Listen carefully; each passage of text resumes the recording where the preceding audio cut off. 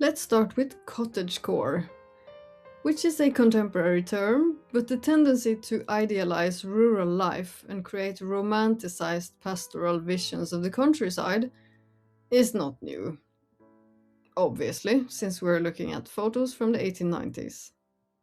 But it has an even older history. Some say the originator of this rural idealization was the French queen Marie Antoinette, who had a rustic retreat close to the castle in Versailles, to which she could escape the conventions of court and dress in more casual clothes. 1890s Paris and Montmartre was very occupied with this vision, that of a shepherdess, a girl who takes care of sheep. The exquisite Jane Avril had a shepherdess costume featuring a bonnet together with a dress which had a huge rounded short sleeves and a wig with curled hair.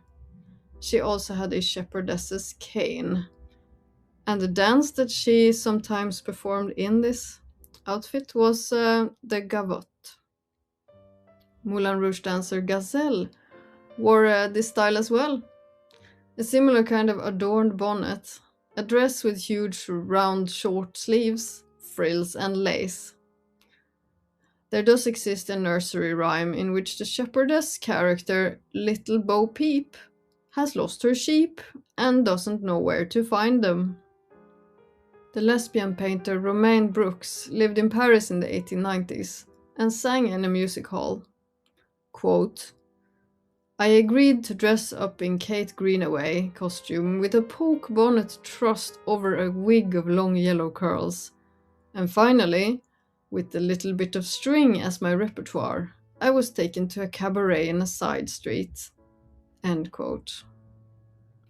At Mikarem, Lagolu rode a special float, costumed as a Watteau shepherdess, her hair powdered white. She reigned over a float that was preceded by a dozen trumpeteers and drawn by 6 horses.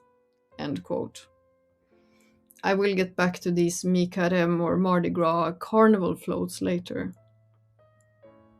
This is from England, so it's not related to the Montmartre scene, but it was such a fine example of a shepherdess costume that I had to include it. Toulouse-Lautrec saw performer Edmé Lescaut in alpine shepherdess dress, and she yodeled. End quote. I think the encircled image depicts her in her shepherdess outfit. Why was this a popular thing? Short answer: people in cities such as Paris idealized country life, since they lived city lives. Many had moved to cities from the countryside, and I believe it was something of a flavor of the home regions being presented to them, but in a romanticized way. And it took some time for a pagan from a Protestant country, myself, to understand that there's Catholic symbolism in this. Jesus' mom is called the Good Shepherdess. So this was the naughty shepherdess. I mean, just look at that, the décolletage, the low neckline. It's comparable with costumes such as that of a sexy nun. This was also the era for defining national identities. For example, by defining what was to be the official national costume or regional dress of the place in question. I can't tell which country or region this style could be from, if any, but it looks rural, like a national costume to me. It just looks a bit sexier, since she's not wearing a shirt. This is related, yet a bit different. 18th century style. I know there were many different styles in the 18th century itself, but this is a kind of, again, idealized image of 18th century court life. The lady stepping out from the sedan chair is the exquisite dancer Jane Avril. It says frills and rice powder under the photo. Frills as in lace on the costumes, and rice powder in the face and in the wigs.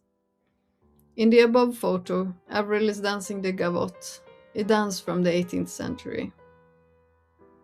Here she is again, in this lovely colorized photo from the same occasion, which probably was a sort of ball held at the Moulin Rouge. The details on this photo is so luminous, and it looks like something between a photo and a painting to me. Same occasion, a colorized scene with ladies and a man.